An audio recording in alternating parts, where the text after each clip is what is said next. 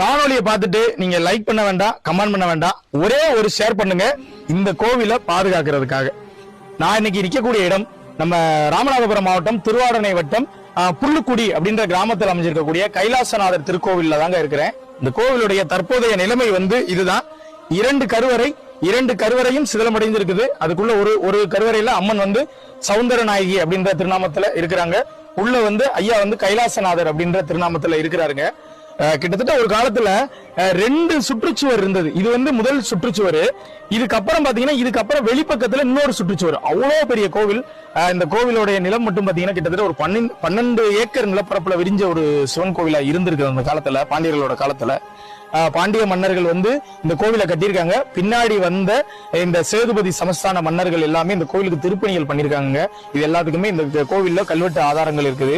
ரொம்பவும் பழமையான சிவாலயம். ஆனா பெரிதளவுல யாருக்குமே தெரியலைங்க. தெரியாத சிவாலயங்களை தெரியப்படுத்துறது தான் நம்மளுடைய ஒரு நோக்கம்.